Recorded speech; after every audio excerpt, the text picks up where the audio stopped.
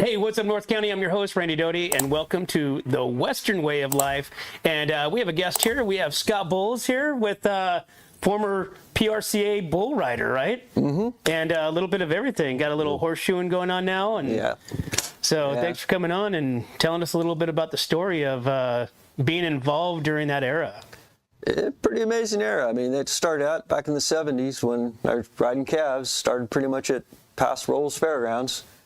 As a kid? As a kid, riding calves when I was 10 years old, and won my first Belco there in 1974 in the calf riding, and from there it just kind of took off and was the start of my rodeo career, my bull riding career. Well, what made you to jump on? I mean, obviously living on a ranch, right? Grew up out in the country, and basically, from the story my dad tells me, is one of my friends on the school bus was riding in the junior rodeo, riding calves, and he talked me into going too, riding too. That's usually where it starts. And that's where it started. I got on that first calf, and I guess I was hooked.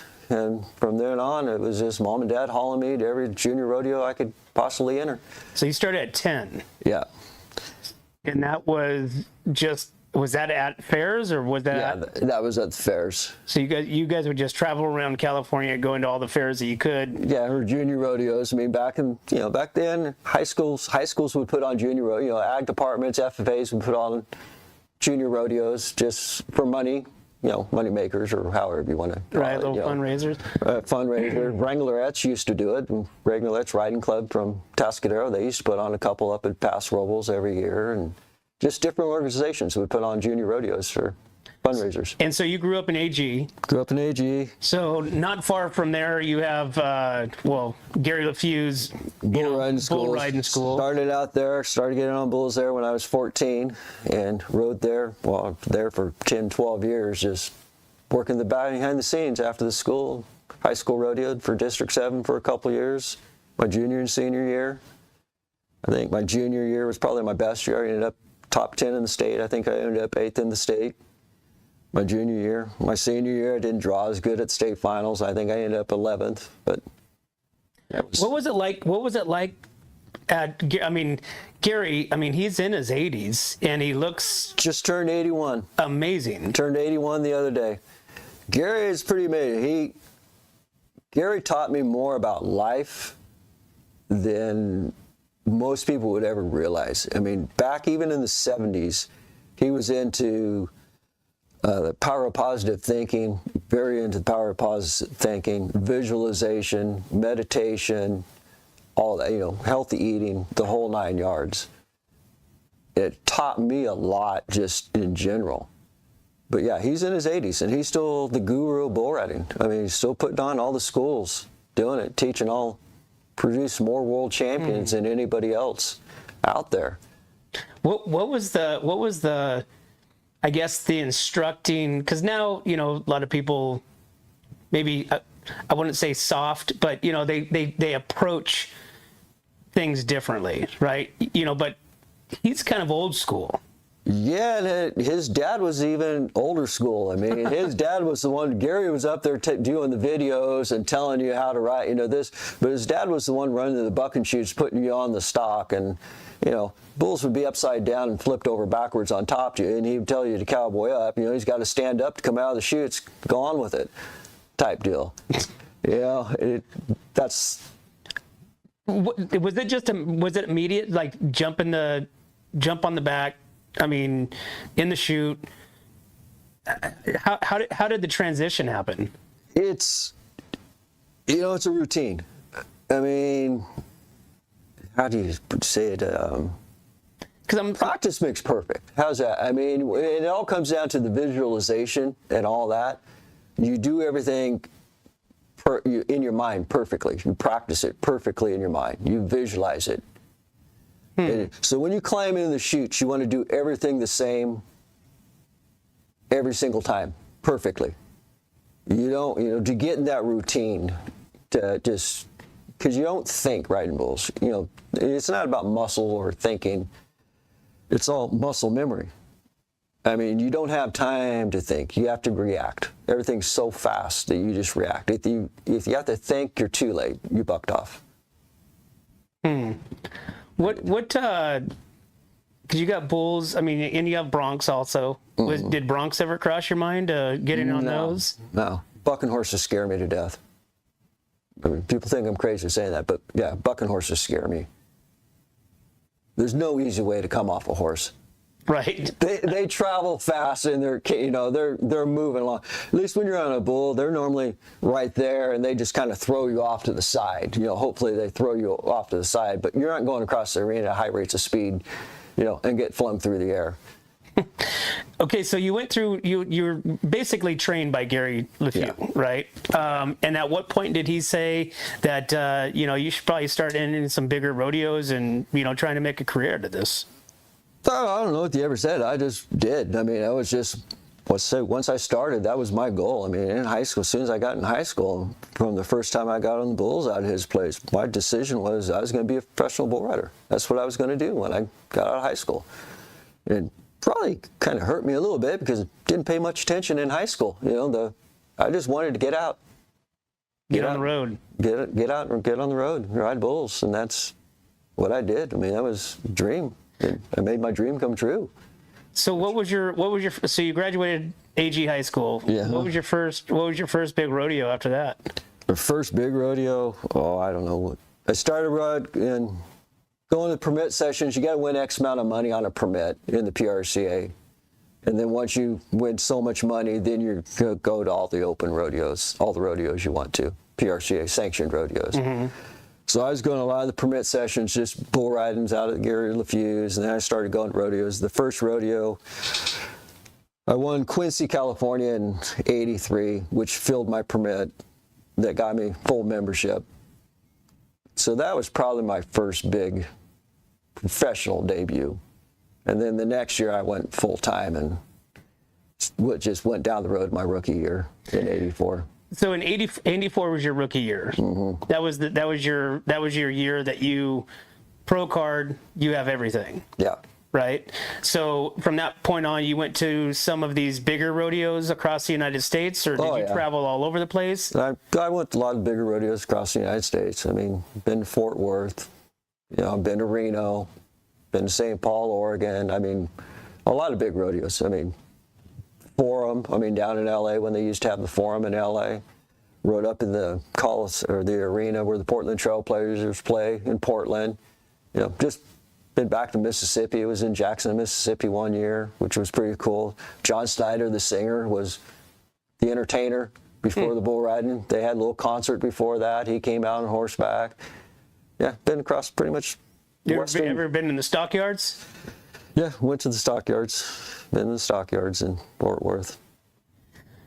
So tell me how the difference is, because we'll get into some of the bulls that you've ridden, because you've ridden some pretty famous ones. But tell me the difference between kind of coming out of that era in the 80s, of bull riding. Was it kind of like the whole terms of paycheck to paycheck? You were traveling between, kind of trying to sell some CDs of your music on the side, maybe? You're just trying to survive back in the 80s. I mean, most guys that were going down the road full time, I did the same thing. I mean, you had a job too. I mean, you were doing something on the side to make money. When you were home, you were doing something. When I was home, I'd work for someone, make extra cash. Guys I knew, they were going to the NFR, and they would have a job come January after the finals in December because they had no money. There was no money to be made. Not like it is these days. Not like these, but even these days, everybody says the top 5 guys back then, we're making, top 5, top 10, we're making a living. It's just like today, top 5, top 10 probably are, but the other guys are just surviving. Costs so much to go down the road. Right. I mean, no one's paying your expenses for you. So it literally is like listening to a Chris Ledoux cassette tape, exactly the way that was. That's exactly the way it was. I mean, going down the road, just trying to survive. I mean, hate to say, you're writing bad checks on the weekends. I mean, to cover your entry fees. Hopefully you made enough money to get to the bank Monday morning. What was some of your most memorable rodeos that you can remember back vividly to this day? Probably the pass rolls, when I won pass rolls, the PRCA rodeo, pass rolls at the fair in '85 was probably, not the biggest rodeo in the world, but I rode a really good bull there and in front of a home crowd. To win your hometown rodeo is, dream come true. Right. Most people don't ever get that opportunity. That was pretty special. That and the other one was my rookie year. I rode a really good bull at Santa Maria, NFR bull in Santa Maria on the Sunday afternoon performance. And I placed that day. I mean, same thing, kind of hometown roads, kind of a coin toss. Growing up in Rio Grande, which is your hometown rodeo? San Luis Obispo County Fair or, Santa Maria Elks Rodeo. Right, so you're right in the middle. You're right in the middle. Santa Maria is a little bigger, but, it was, those two local rodeos probably meant more to me than anything else. Wow. Because when you get to those other rodeos, no one knows you. I mean, there's no TV coverage or anything back in the day. Mm-hmm. I mean, you're a complete stranger coming into town. No one knew who you were, unless you were the top, world champion or something. They might see you on TV during the NFR once a year. Now, did you ever cross paths with like some of those famous guys? Chris Ledoux. Oh, well, maybe not Chris. Lane Frost. Lane Tuff, Jim Sharp, all those guys. Yeah, that was my era of riding bulls. I mean, Charlie Sampson. I knew Charlie Sampson from down to Gary LaFuse. Ted Noose, world champion. He's from Manteca, California. Across all those guys. There was a lot of great bull riders that came out of California. Well, back in the 80s, 70s, and 80s, everybody went through Gary LaFuse. I mean, the Few Bull Riding School was the place to go. If you came to California, you were going through Gary's. You're going to be at Gary's. What made it so special and so unique? I mean, you got Gary. Really? Gary. I mean, I hate to say, people say, it was Gary. I mean, his personality. I mean, he knew how to teach. I mean, it was California. I mean, and his arena, their place down there in Napomo was very unique. Back up in the canyons, just this little bull riding school. That did it, yeah. Now, do they still operate that to this day? I believe Judd his son Judd does. His son Judd does. Yeah. Okay. He's still got schools. Gary's down in Texas now, so. Okay, but I mean, he looks like he's he can get on a bull now. Oh yeah, he probably could. Well, he gets on those machines. He still get on those machines and do it at 81. I mean, hopefully I can at 81. I'd love to still be that active. So Scott, I mean, you look like you're. I mean, how long was your career? Well, I started riding bulls. I rode bulls for like 12 years. From 84 to. Well, from the time I first started getting on, from the time I was 14 till I was probably 26, 27. So 12 years of getting on bulls every week. 2 or 3 bulls a week. Any big injuries? I don't know. I mean, what I consider injuries or what is the average person? I mean. Well, I mean, today's, no big. I mean, yeah, I got banged up, But that was back, I blew up my knee, I've cracked my jaw, I've broken ribs, I've broke some bones. But to me, those are minor injuries. I mean, that's part of the game. I mean, I've seen the other side of it. I've got friends that fortunately don't walk anymore. Got friends that aren't here anymore from riding bulls. Mm-hmm. So when people ask about injuries, no, I didn't get hurt. You had some minors. I had some minor injuries, but I'm still standing upright, walking and breathing. So yeah, I had minor injuries compared to the alternative. Right. You gotta remember, this is before the years of helmets. Helmets. Vests weren't even came out. You don't know how many times how many ribs you probably cracked over the years that you don't even know. Yeah, because I mean, that's like, that picture right there, that's old school. Yeah. That's cowboy hat, chaps, and and pure luck holding on. And if anybody ever knew that arena's in Bakersfield. Those were some fancy new chutes they built back then that were basically a death trap. Why's that? Because that bull right there was a huge bull. The chutes were too big, way too big. Bulls could turn around, they could move around in there, and it was straight steel on both sides. So actually, in that picture, my traveling partner actually picked me up and set me down on that bull because there was no place to put your feet. as you climb down in the chutes. I mean, you literally had to climb over and just set straight back down on You it. just had to jump on. Just very well, not only that bull you didn't jump on. I mean, that bull had a hair trigger, and if you're lucky to get out of the bucking chutes on him on a good day without him doing something stupid. But yeah, it's old school, old wooden gates, and yeah, it's come a long ways. So that's a good question because, you know, I mean, do you still follow bull riding now and PBR and all that yeah, stuff? kind of. Not as much as I was a few years back. You know, I still judge a few bull ridings here and there. You know, judge the. Because the sport of bull riding obviously has taken on a whole new level, you know, of following. I think, you know, now with the Kid Rock, you know, I mean, there's all kinds of money in rodeo altogether, but you know, over the years, you know, you were back in that era to where now when bull riders get their I guess license or they ride, now they have to they can't wear cowboy hats. They have to wear. It depends on where you're riding. PRCA, you can wear a cowboy hat. You don't have to wear a helmet in the PRCA. So maybe that's just a PBR thing. PBR thing, and it's an age deal. If you're so old, you don't have to wear a helmet. Right, yeah. But now, I mean... Yeah, you would be grandfathered in if you wanted to get on the bull they're now. grandfathered in, and I don't know I mean, I'm aging myself now. Now, I mean, you'd have to be 45 to be grandfathered in, and you're probably not riding bulls anymore at 45 in the PBR. So everybody has a helmet on now in the PBR. Right. So, Scott, at what point did you say, I'm done? I mean, was it a family? Was it, you're like, I'm just getting too old for this? This hurts. I just didn't have it mentally anymore. Didn't have the drive. Still love riding bulls. Still do to this day. Think about it every single day. I mean, you ask any old bull rider, then every day. I mean, they'd love to go back out and do it.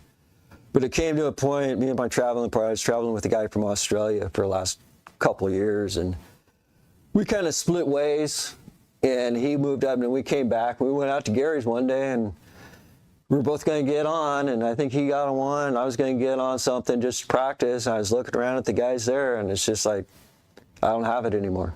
You know, 26, 27 years old, or, you know, around there, and I'm watching these 18-year-old kids come up and the desire they had, you know, and I'm just like, I just don't have that drive anymore.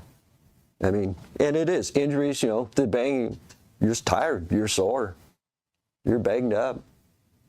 It takes a toll on you. I mean, saw a good podcast with Lefty Holman, who's a saddle bronc rider from over in the valley. He's going to the national finals, I mean, for his 4th or 5th time. Known him since he was probably 5 years old. And he was talking to Luke Branquino. I don't know if you know who Luke is, world champion, 5 times world champion steer wrestler. Mm-hmm. I've known Luke since he was probably 5 years old too, down in Los Alamos. But they were talking about it, and Lefty had a tough year, and he looked at Luke, and he goes, you know, Luke, you know how it is. When things are going good, they're going good. But when they aren't going good and you're sore and you're tired, that grind takes a toll on you. That week in, week out grind. I mean, the highs and lows are highs and lows. You know, it's not like being a baseball player. Getting a slump batting, you know, well, you go up and go to bat again. You know, no big deal. You're just swinging a bat. But when you're riding bulls or broncs or those things, your highs and lows, I mean, when you're in a slump, you got to ride your way out of it. And you normally aren't mentally in the best state when you're at the bottom. And it's you know, something's got to click to get you back over the edge where you're riding and not getting bucked off and hurt. What was the entry fees and the prizes? What did that look like back then? Depends on which rodeo. I mean, how big the rodeo. I mean, entry so your fees, PRCA, Paso Robles. Paso, the one that you entry won. Fees, probably, I think the year I won, entry fees were like probably $50, $60 to enter. And then I think I might have won that year $500 for winning it. I mean, that, you know, Santa Maria entry fees were $100 and, you know, probably like $120 at Elks, and win it probably paid $2,000-3,000. You know, big rodeos, you know, you go to Houston or, you know, those big rodeos, entry fees were, you know, or Salinas would be a good example. I mean, been to Salinas, $200, you'd win $6,000-7,000. Those were the top. I mean, that was top. That was the top of the list. Now you go to these, sheriff's rodeo, paid $10,000 to win it. Right. That's an amateur rodeo. I mean, it's not even a professional rodeo. Well, they had some PBR bulls. I mean, those were on some of the velocity and The bulls tour, were, so. but the riders were. But it's not a sanctioned professional. Not yet. I would imagine someday it will be. I don't know. I mean, you got, like I said, but you got, like you said, the Salinas, that's a huge rodeo. Yeah. That's been going on for, years and years. You got the Elks Rodeo down in Santa Maria. That's been, another huge 3-day, rodeo. The Santa Maria is actually small compared to something. You got Red Bluff starts off the spring season. Spring run starts in California in April. I mean, when you start rodeoing, winter rodeos are down in Texas, down big indoor rodeos. Then come springtime, everything moves to California. And then from spring, then summer hits, they go to Reno, basically up in the mountain states out there. Now the fall everybody's out in the Northwest. But there's it used to be California. Everybody came to California in the 80s. Everybody. I mean, because that's where all the rodeos were. Right. Started out, you had Red Bluff, Oakdale, I think Clovis, Santa Maria, Livermore, all big paying rodeo, good paying, $2,000-$3,000 to win them. That was a good rodeo. And there was always one or two small rodeos the same weekend. I mean, would you ever hit two different rodeos in the same weekend? oh yeah. Just to try it, I mean, the more you went, you had to increase your odds. Right. I mean, did you have a nemesis? Did you have a bull that just every single time you could never ever ride him? No, because the luck of the draw. I mean, you have to draw them. They draw them. So to draw the same bull. So it's not like nowadays where there's you're seeing the same bulls. Yeah, you're not seeing. You're seeing so many different stock contractors, and there's back in the '80s there was probably 50 rodeos in PRCA rodeos in California during the year. Every little small town had a rodeo. I mean, every county fair had a PRCA rodeo back then. Mm-hmm. Every, like Pioneer Days would have a PRCA rodeo. I know they didn't, but, other towns, there was always rodeos going everywhere. And there's probably 4 different stock contractors, 5 or 6, doing all these rodeos. So you didn't see the same bulls every weekend. And it was and the bulls didn't, no, I think bulls were a little different back then. I mean, they buck bulls 2-3 times in one weekend. I mean, these bulls now, they get bucked maybe 20 times a year. Yeah. Flying U rodeo, they buck a bull 50, 60, 40 times a year because they're putting on so many rodeos. That's one of the things you had to learn, how to enter rodeos on the draw, because certain bulls would be out certain nights to the performance. Like Santa Maria, I just use Santa Maria as a good example because it was 4 nights, 4 days. The bulls that they bucked on Thursday night would be bucked again on Saturday afternoon. The bulls Friday night would be bucked on Sunday afternoon. So, because you couldn't haul that many bulls. One year in Santa Maria, the first year I was in Santa Maria in '84, I think there was 93 bull riders entered Santa Maria Rodeo. Jeez. Wow. Yeah. So, you got your 15 bulls you bucked Friday, Thursday night, and they bucked them, Friday, Saturday afternoon, the 15 Friday. So there's 30 bulls. There's 60 more bulls riders that they had to bring bulls to get on. Now, would you rather draw first or draw last? Like Santa Maria, you'd want to either be drawn up Friday or Sunday, because that's not 2 nights they had the best bulls out. Uh-huh. The performances were good, depends. But like Sunday afternoon, whatever bulls were out, like Sunday afternoon at most rodeos, were the best bulls. The final performance. That's the final performance. Yeah. It might not necessarily be the final. I mean, bull riding is normally you got on 1 at the rodeos. Not like roping where you get on 2 or 3 and the top 10 come back the last day. Bull ride is just draw, who draws that day. Scott, tell me about some of these bulls. We got some pictures, and this one right here is, tell me about this day, this picture. This is 125 of Flying U Rodeos. He was a Twisselman bull, I believe. That was in Thousand Oaks in '88. I'd won my permit. I filled my permit on that bull in 1983 at a little rodeo up in Quincy, California, PRCA rodeo. So kind of shows the longevity of these bucking bulls. He bucked from '83 to '88 that I know of, and I know he bucked before that out of Gary LaFuse, because that's kind of like bull riders came through Gary LaFuse, and a lot of the bucking bulls came through Gary LaFuse. So you would see some of them out there while you're just training, but you'd when they were young, just like the guys out there training, they're young bulls, and interesting. If they progressed and they were good, they moved on. They'd get bought by a stock contractor. Huh. They kind of do it. And that bull there, that's K37 of Groundy Brothers. He was an NFR bull. He had never been ridden. I'd never been ridden yet when I got on him there in Bakersfield. He bucked me off about 7 seconds, right at the whistle. But these were the chutes that you. That was the chutes that I was talking about. It's kind of interesting because you look at that picture too. I know the official watch is in the judge's hand, but the timer, he looked like up right in the middle, right where my chest is. That's the timer hanging her head out the announcer's stand, clicking the stopwatch and hitting the whistle. She doesn't even see the bull come out of the chute, because the bull gate chute opens towards her, and the bull's got to come out of the chute before she can even turn. So, I mean, I'm not going to say I bucked off him at 7, but it's just like, well, did she even get the clock started? When you're talking, so things have changed. I mean, that's just the way life was. I mean, that's rodeo. I mean, my fault. I bucked off him at 7. I should have rode him from 9. That's. You don't ride for 8, you ride for 9. So if I rode for 9, right? Either way, but it's just how things have changed now.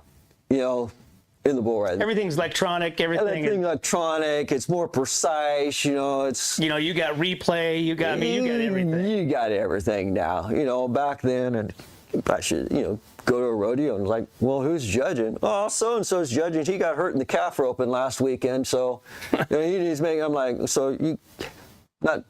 Bad on, but you got someone that doesn't even ride bulls judging the bull riding. Right.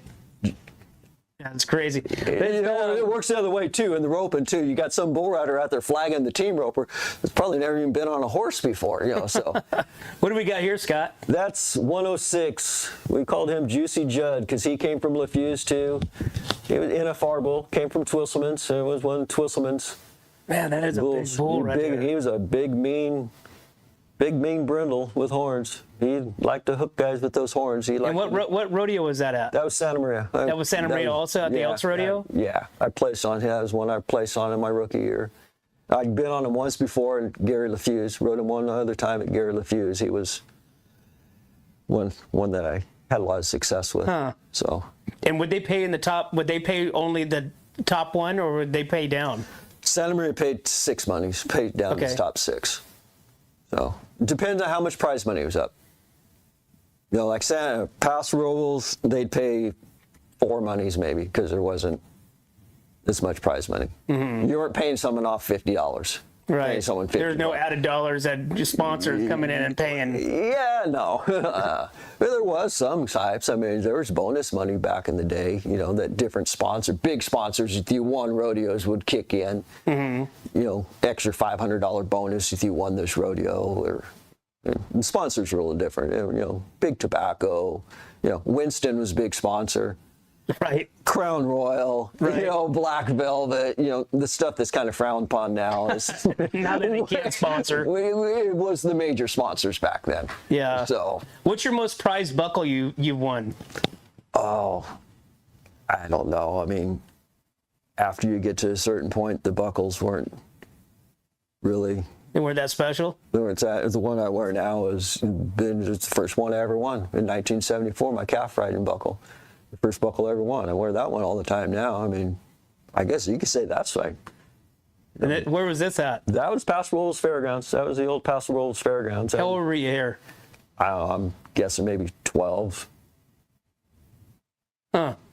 I don't know if that was during the fair or one of the other rodeos, but that was back then. I don't know, I guess the other buckle on my beer prize when I went to an invitational bull riding beginning of my senior year, a couple associations I got, and I rode a little bull over there that never been ridden to win it. And it was basically top 20 guys in the state, in high school in the state, got invited to it and won that bull riding. So that was pretty special. Now, do you still stay in contact with some of the guys that you competed against or traveled around with? Oh, yeah. I would say, my closest friends are guys I haven't seen in 30, 40 years. There's the guys I rodeoed with. It's a family. It's, there's a special bond that when you're doing that. And you got to remember, I was going to rodeos from the time I was 10 years old. I mean, that was my weekends. That was my, you miss out a lot of childhood. I mean, people don't want to do it. Even when you get in professional ranks, when you're 20 years old on the big weekends, a 3-day weekend, you aren't going to the lake with your buddies or doing that. You're going to another rodeo. But that was your dream. That's what you did. But there was a lot of things that, you can look back at now, like, that you kind of missed out on, some growing up in life. I mean, typical things average guy, guy or girl, whatever. Weekend partying, that kind of stuff, Well, your partying was a little different than theirs. Yeah. Yeah. Yours was that 8 seconds at a time. 8 seconds at a time, and like I say, there's a special bond, those guys, you might not even got along with those guys back when you were rodeoing with them, but now that you're older and you look back at them, yeah, there's a bond and you're friends with them now. Maybe it was rivalry back then, like anything, but. Well, you mentioned Tough earlier, that you competed against him. I mean, you look at him, now he's been one of the coaches on like the Last Cowboy Standing. Yeah. And so that transition between the old school era as you guys were in versus the new school era, and now you got John Crimber, you got his dad. I mean, you got ranches, and they got almost like it's a show, but back then you guys had the foundation. It's kind of like NFL guys, back in the days. They didn't get paid nothing. They got broken bones, their fingers over here. There's no injured. Someone was saying to the other day, there was no injured reserve list in the NFL back then. You got hurt, you got paid. Right. You got to get on no matter what. You got a broken arm. Yeah, you got to get on. I mean, that's how you made your living or what you did. Do you wish you would have stayed on and kind of stayed in the game to kind of reach the era that we're in now? No, not really. I mean, it's a different sport. I mean, it's really hard to explain. I mean, how a lot of guys can explain it, but it's like you only got so much in you riding bulls. You only got so many bulls you can get on. And, like I say, injuries take a toll. Banging the bruising and all that takes a toll. Yeah, you'd love to be able to stay forever, but... And if you talk to most guys don't talk about it. They don't talk. The guys that really rodeo, they don't talk about their bull riding when they're going down the road. They keep to themselves. It's the guys that talk about it a lot are normally the guys that didn't do it. Mm-hmm. I mean, yeah, they got on, I was a bull rider. They got on a couple, but they didn't go down the road full time and take the grind. It's. But what a hell of a memory, though. What a hell of a story, It's, yeah. I mean, I wouldn't change it for life. I mean, I tell you, I got to live my dream. Most young kids, when you're 12 years old or whatever, you want to be a professional baseball player, this or that, or odds are it's not going to happen. I mean, one in a million. Yeah. And I was fortunate. I got to live my dream, and I didn't realize until later on how fortunate I was and where I was. I mean, I always just thought everybody rode bulls. That's what you did. Right. I mean, you started out at 12 years old. You went to rodeos, and like I said, I'm going to be a professional bull rider. And I just did it, and it took me years to figure out that I'm going. It's pretty rare, to be a professional bull rider. I mean, percentage-wise, you're in a very elite few. I mean, there's more professional baseball players than there are professional bull riders. Right. I mean, if you want to, population, if you want to do numbers-wise, I mean, there's very few. Right, in like California, back, say the heyday in the 80s, there's probably 30, 40 guys that were 30, maybe 40 guys that were professional bull riders in California. How many professional baseball players are there in California? Oh, yeah, sure. If you look at it that way, granted, it's a whole different sport, but it's an elite group. I mean, it's not just bull riding. I mean, in bronc riding or team roping or, calf roping, it's a very elite group that makes it professionally. Actually makes, there's guys that try to get their permits or whatever, but guys that actually get full membership in the PRCA, and then it can start entering every rodeo they want in rodeo. That's a very elite group. What was it like after the rodeos? Was it just everybody got in their trucks and left, or did you guys, was there a big party? I'm not going to say there wasn't a lot of big parties and you didn't have a lot of fun, but a lot of times you got in your car and you drove all night. Can you tell me about one of the most craziest nights after a rodeo? Well, yeah, if you could remember them. Probably true. There was, I could tell stories of, a lot of being. The thing is after a couple of years, it becomes a job like anything else. And, it's not that. If you're really going down the road, you're not partying every night. You got to stay focused. Well, you're talking about Gary, preaching, the mind muscle connections, the eating right. Did everybody practice that, or it seems like there was a lot of smoking, cigarettes, and drinking, and it was just kind of wild west. Well, it was to a certain extent, but it also gets exaggerated a lot too. I can tell you stories of the Wild West. Yeah, I remember a guy named Cody Snyder. He was a world champion in the 80s from Canada, bull rider. And we were in Clovis one year, and everybody locals really liked picking fights with rodeo cowboys, especially with the bull riders when they came into town. I don't know. Smart. I don't know why, here a bunch of little guys that, we aren't very big. Bull riders aren't very big. And, everybody wanted to pick fights with them. Well, one time, remember Cody, he's sitting there, we pull into the bar, we went to Clovis, go across the street, go in the bar. Cody's sitting in the police car, handcuffed, and there's 3 guys sitting on the sidewalk, bloody. Well, they're going to arrest Cody, but, it's one of those deals. Cody was a Golden Gloves boxer in Canada. He could have been a professional boxer, but these 3 local guys decided that they're going to, harass the world champion bull rider. Well, he laid all 3 of them out on the sidewalk. Yeah. Story. There's things like that. Yeah, there's stories. That's back in the day. That's the way it was. That's the way it was. I had a traveling partner like I said, I traveled with a couple Australians, and one, Grant, his wife was over with him. Ginny, she was a beautiful, blue-eyed, blonde Australian gal. And we were over in the valley coming back from rodeos. There was 4 of us that were riding. I was the only American in the car. There's 3 Australians and me and Ginny.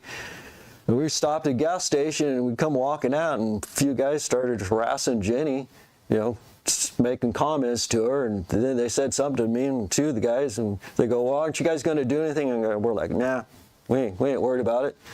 Well, Jenny's wife, Grant, he was a champion kickboxer in Australia. We just kept walking in the car, kind of the same thing, and next thing you know, Grant and Jenny are walking up behind us, and we look back, there's 3 guys laid out on the sidewalk. Grant just took 3 guys out, with 3 kicks. It's just like, yeah, there's the fights. Let's go. We're running late. It's wild times. That's crazy. It was, it's Fun times, fun memories. Fun times, fun memories. I mean, it's like, I got to one time I was in L.A. I mean, we were at the Forum. I used Magic Johnson's locker Oh, really? in the back. I mean, we got to use the Lakers locker room to get ready. Wow. So, yeah, fun time. So tell me about this one here. So this is one of That's probably one of the most famous bulls that anybody recognizes back in the day. All from the movie 8 Seconds. That's 007 Red Rock. That became famous in the movie with Lane Frost. God, I was fortunate to draw him in 87 at San Jose. Bucked me off, but I was like 303 or 304 out of 309 that got bucked off of him, so can't feel too bad about it. And the story is, he started his career the same time I started mine in the PRCA. He came in 1984. I saw him the first time at Red Bluff in 1984 in April, and he retired at the end of 87, and I rode from 84 to 87. And then in 88, it was kind of like a farewell tour for me. I kind of just entered some rodeos I wanted to go to one last time. And that's when 88 was when they did the match between him and Lane. So it was kind of like Red Rock's farewell tour too. So it was kind of a sweet little deal. Wow. Which, like I say, different things. And that whole deal with Lane, that was pretty cool. Got to watch him and Tough and everything. I tell people, do you ever talk to Lane? I go, I remember the last time I talked to Lane was we're at Salinas one year, and I'd rode Thursday afternoon, made a good bull ride Thursday afternoon. I was winning like second when we left the rodeo. And I went back up on Sunday thinking I was probably going to pick up a check. I shouldn't drop from second all the way down to 9th or 10th because they paid 8 monies, I think, up there. I should get a pretty good check. I went up to Salinas, sat there, and Lane, he got on a bull, and Tough, and all those guys were up on Sunday. And Lane gets off this bull, kind of ran across the arena and comes climbing back over the bucket chutes, got this shit-eating grin on his face, knowing that they just gifted him a whole bunch of points because he's Lane Frost. And walked up to me, he knew what I rode, and walked up to me and goes, so where'd you end up? I looked at him and I go, well, you just beat me out of the last hole.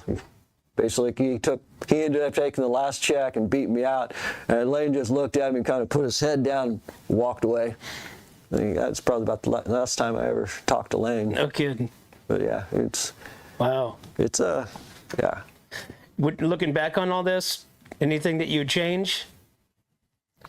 Yeah, I would have spent more time. I was thinking about that on the way here. I always thought your riding would take care of business. You just do your job, ride your bulls, and that would take care of business. Everything else would just fall in place, which it does to most extent. But you also have to get your name out there. You also have to get, the publicity. You gotta make people notice you, besides just your bull riding. So when you show up, the judges know who you are. You've talked to the contractors. Just promoted myself a little more, because I wasn't very good at that.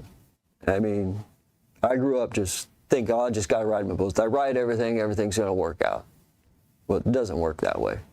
I mean, you look at all the greats that did it over the years, and people, how flamboyant they were. I don't know if you follow like little Rocker Steiner right now. The bareback guy. Everybody, he's this arrogant little thing. It's just like, yeah, you could say that, but go back in history and look at the other ones. I mean, Larry Mahan. When Larry Mahan came out in the 70s, he was just this flamboyant, blah, everything. But they marketed themselves. Right. And it came down to marketing. And I was talking to a lady the other day at the shoe and supply place. She was saying something about it, and I go, yeah, we can even go further back than that. Look at Casey Tibbs back in the day. He was all flamboyant and all this wild, dressed a lot different, fancier, and he made everybody notice him. He marketed himself. And it's kind of what you got to do. I mean, now that I look back, you got to kind of market yourself to stay relevant. Even though, and of course, you got to be, a good rider too. You're a good rider too, but and I'll say that because now that I looked at it, I mean, marketing yourself started in high school. I mean, a good friend of mine, he won state finals twice. his freshman year, first year I was there, he won state championship bull riding. He won it twice. Matt, a guy named Matt LaBrushi, great bull rider. He jumped in the PRCA about the same time I did. But he had name recognition when he came in because he was a high school rodeo champion. People, you know, because it's... You're already talking. I mean, I was kind of one of those guys that, yeah, high school rodeo, and I had a lot of success. I mean, didn't win any state championships or anything, but I rode a lot of bulls. I mean, and I rode a famous bull my junior year, a 32 Typhoon of Flying U rodeos at high school rodeo at the Calp House when I was 16.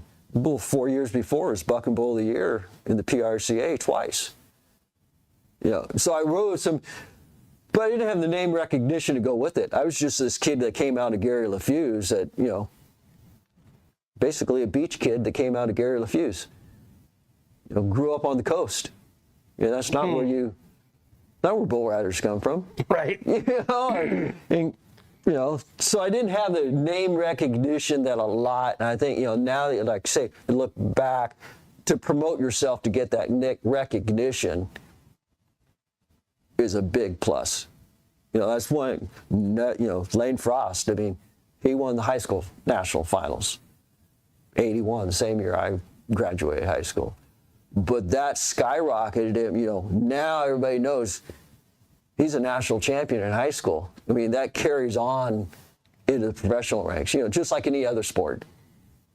You know, football player, if you're a great college quarterback, say, you know, you're going to, and you have the recognition, it carries on to your next level. Right. Which, you know, awesome. that's Scott, big. hey, thanks for coming on. Hey, no problem. Yeah. Thank you. Appreciate it. That was fun. Walk down memory lane a little We'll bit. walk down memory lane, and now you're horseshoeing. now I'm horseshoeing Now you're horseshoeing. for a while. Scott longer. Bull is horseshoeing. Been doing that for 35 years, and about time to Hang that career up, huh? bring that career up and do something. What's next? I don't know. It's always something. Awesome. It's always something new down the road. That's another thing. You know, you always got to reinvent yourself and change with the times. Right. So, Well, right on, Scott. I appreciate you coming on and sharing the story and sharing a little bit of a history into the rodeo life back in the 80s. back in the 80s. Yes, sir. All right. Well, you have a good day, and I appreciate you coming in. All right. Thank you. Well, there you have it, guys. Thanks for tuning in to our What's Up North County Western Way of Life show. We appreciate it. But as always, we can't do this without you and our sponsors. We'd like to thank Escalera Wine Travelers Hideaway, Visit Atascadero, 805 Custom, MGP Coating, Premier Ag, Trailer Barn, Story Termite Pest Control, Borhone Auto Center, Kennedy Club Fitness, Airflow Filter Services, and Templeton Heating and Air. Thanks again, guys. Stay tuned for our next one. When it comes to comfort, trust the team that's been keeping the North County homes cozy since 1995. At Templeton Heating and Air Conditioning, they're your hometown pros right here in Templeton. From tune-ups to repairs, remodels to new construction, even duct replacements and attic ventilation, they got you covered. Call your neighbors at 805-434-3741. Templeton Heating and Air Conditioning. Local, trusted, dependable. Hi, I'm Glenn McWilliams. And I'm Annie. As sixth-generation farmers, we understand what it takes to keep a ranch, a farm, and a community growing strong. And that's why we started Premier Ag to bring quality feed, trusted Western wear, and real service to the Central Coast. From hay delivery across the county to hands-on support for local youth and ag programs, we're proud to give back to the community that raised us. And when we say from seed to stable, we mean it. We've walked the fields, we fed the animals, and now we're here to serve families just like yours. Come visit us at 1041 Paso Robles Street in Paso Robles and experience the difference of a store built by farmers for farmers. From seed to store, where quality meets country. Hi, this is Dave Story, small game hunter with Story Termite and Pest. We're a full-service termite and pest control company. From rodents to termites, we can take care of all your pest control needs. Call today, we can tailor a pest control program that will meet your needs and budget. Contact us at 805-460-0650 or at storytermite.com. Remember, we don't have customers, we have friends. Looking for a top quality concrete coating in SLO County? Hi, I'm Matt Gifford with MGP Coatings. your trusted local expert in durable, long-lasting concrete coatings backed by Pentec's limited lifetime warranty. Whether it's residential or commercial, we deliver expert craftsmanship, premium products, and unbeatable customer service. When we say we make concrete great again, we mean it. As a locally owned, community-driven company, we take pride in transforming garages, patios, pool decks, wineries, and even interior spaces into stunning, functional areas. Are you ready to upgrade your space? Give us a call at 805-952-5301. Check us out on Facebook and Instagram, or visit mattgiffordpainting.com. Join the MGP Coating family today. What's up, North County? This is Teresa Branch with Airflow Filter Service. We are a family-owned business right here in the North County. We have air filters, oils and lubricants, and hydraulic hoses. We provide services that include air filter cleaning, DPF cleaning, and waste oil collection. Come check us out at 1140 Ramada Drive, and we can help you with all your automotive and industrial vehicle needs. Atascadero isn't your standard getaway. We're unique, just like you. We're growing, transforming, and figuring it out as we go. We're a town filled with innovators, artists, makers, and game changers. We're a little bit country, a little bit funky, and always authentic. We're here for your good times, your slow times, and your changing times. We're all in Atascadero. Come see for yourself. Learn more at visitatascadero.com.